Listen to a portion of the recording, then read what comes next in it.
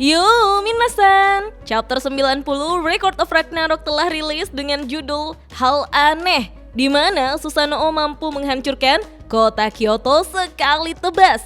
Hal itu membuat Okita bertingkah aneh dan bangkitlah Onigo, si anak iblis atau pedang iblis Makoto. Bagaimanakah keseruan pertarungannya?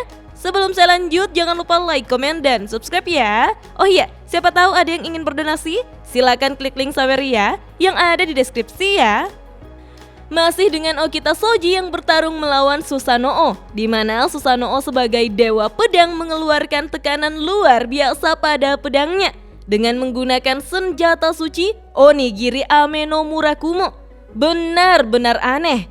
Kita pun diperlihatkan Susanoo yang berpose di hadapan Okita. Heimdall berteriak, "Kuda-kuda macam apa itu?" Dewa Susanoo menghadapi Onigo dengan kuda-kuda aneh. Susanoo pun dengan percaya diri mengatakan pada Okita, apakah dia keren? Ini teknik spesial hanya untuk lawannya itu. Okita tampak bersemangat merasakan tekanan yang berasal dari pedang Susanoo. Para penonton di pihak manusia mengatakan bahwa pertarungan mereka sangatlah bagus. Tapi mereka merasa seperti pernah melihat pose Susanoo sebelumnya. Ini seperti gambar yang selalu ada dalam gambar sejarah mitologi. Sasaki dan Musashi yang menonton pertarungan berpikir apakah Susanoo bersiap menyerang dengan satu pedang saat Okita berada dalam jangkauannya. Musashi berkomentar, ia belum pernah melihat kuda-kuda seperti itu di dojo manapun. Sasaki menanggapi, inti dari teknik ini sepertinya mirip dengan gaya Iai. Iaido atau Iajutsu adalah gaya berpedang. Haris menanyakan, apa itu Iai? Sasaki membenarkan pengucapan Iai menjadi ya. Secara harfiah, saat ada di sana, menyesuaikan teknik dengan gerakan lawan dengan menciptakan teknik yang baru. Musashi menganalisis kuda-kuda Susanoo itulah yang mereka kenal sebagai ya. Sasaki justru berkata bahwa itu sama sekali berbeda. Di sisi lain, Tsukuyomi ternyata ikut menonton pertarungan Susanoo. Ia memaki Susanoo yang memalukan. Apa Susanoo pikir dia akhirnya bisa melakukan teknik itu? Teknik yang diciptakan bersama dengan umat manusia. Memikirkannya saja sudah membuat Tsukuyomi malu. Amaterasu justru menganggap ini tontonan yang menarik. Teknik rahasia milik Susanoo itu sangatlah berbahaya. Dan kita pun diperlihatkan sang dewa pencipta Izanagi. Ia tertawa menantikan kelanjutan yang akan Susanoo lakukan. Kembali ke pertarungan, Okita merasa bahwa itu kuda-kuda yang menarik.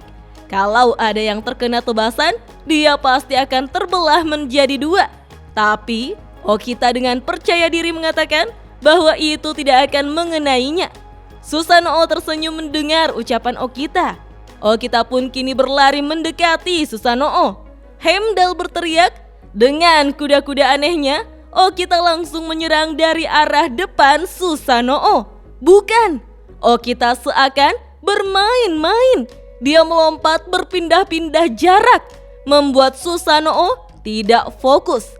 Apakah ini rencananya untuk mengincar peluang untuk menebasnya? Okita yang berlari ke segala arah memuji kehebatan Susanoo. Hanya dengan mengarahkan tangannya ke arah Okita saja, Okita bisa melihatnya dengan jelas bahwa tidak ada celah baginya untuk menyerang. Susanoo juga memuji Okita Shoji seperti yang diharapkannya. Okita mendekati Susanoo tanpa rasa takut.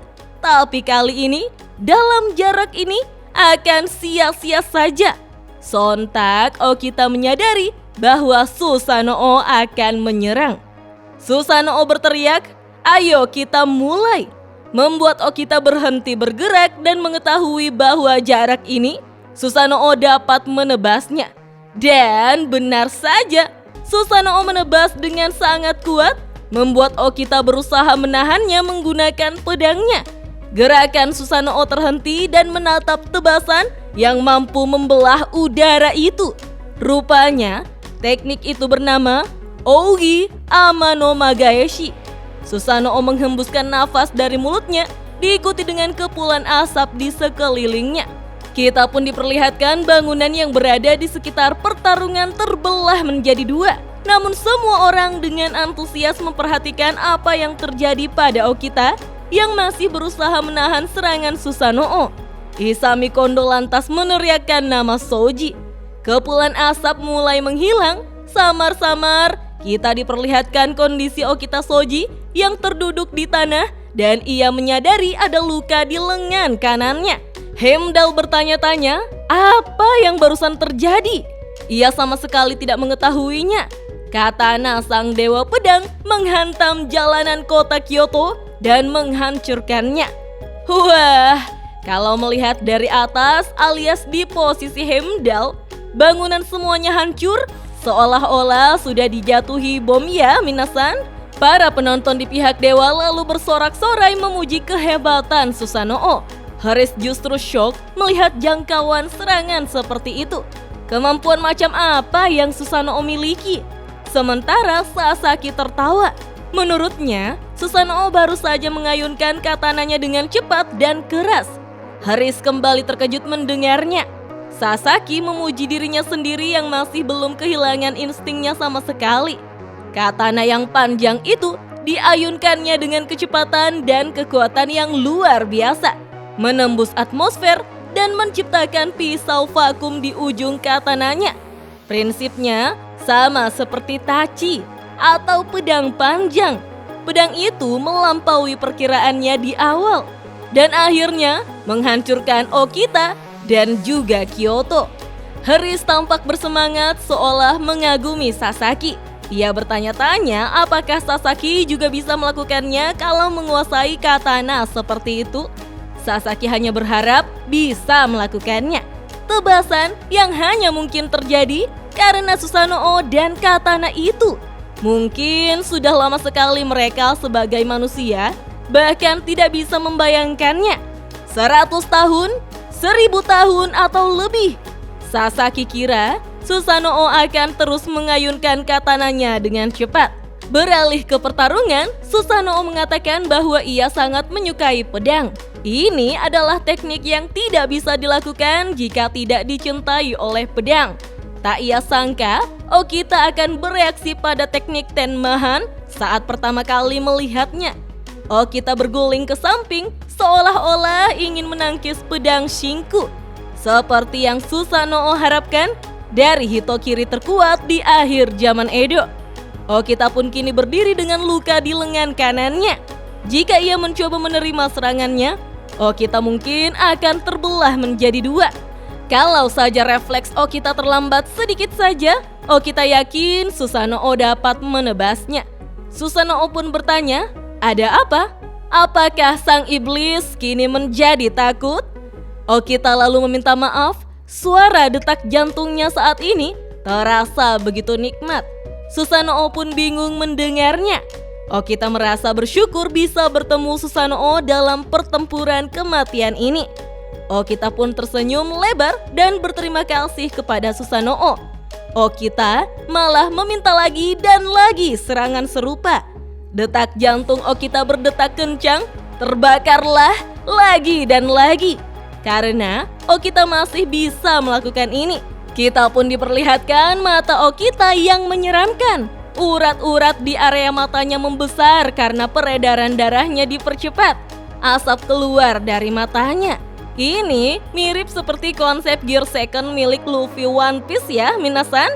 Bisa dipastikan gerakan Okita bakalan lebih cepat lagi. Membuat anggota Shinsengumi terkejut melihat tingkah Okita yang menjadi aneh. Matanya lebih merah dari biasanya, bahkan menyala-nyala. Menurut mereka, Okita lebih mirip seperti iblis. Kita pun diperlihatkan Okita yang juga mengeluarkan aura yang mengerikan dan tertawa menyeramkan. Dijelaskanlah, sang dewa pedang tahu bahwa dia sudah membangunkan Onigo, si anak iblis. Bukan, tapi pedang iblis Makoto. Susanoo merasa terkejut saat mengetahui kalau ada sesuatu selain Onigo, si anak iblis. Susanoo sangat bersemangat kali ini. Sebaliknya, Okita yang sangat menyeramkan seperti pakai pernafasan pilar api lalu berteriak akan menghancurkan Susanoo. Dan apa yang akan terjadi dengan duel keduanya, minasan? Wah, sayangnya mesti nunggu sebulan lagi ya. Eits, kita nikmati dulu extra page berjudul kompetitif. Di suatu hari, Zeus muda sedang bermain catur dengan kakaknya Hades. Hades menyuruh Zeus untuk menyerah karena pertarungan ini sudah berakhir. Ini sudah skakmat. Namun dengan tersenyum, Zeus malah minta main sekali lagi dengan kakak Hadesnya. Zeus muda meminta kakaknya menganggap pertarungan tadi hanya latihan saja. Zeus berjanji selanjutnya akan melakukannya dengan serius. Tidak lama berselang, skakmat.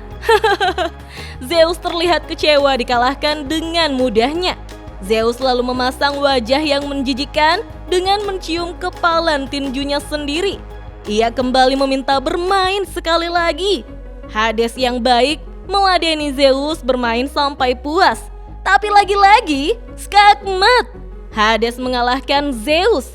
Dan begitu terus kejadiannya sampai berkali-kali, minasan.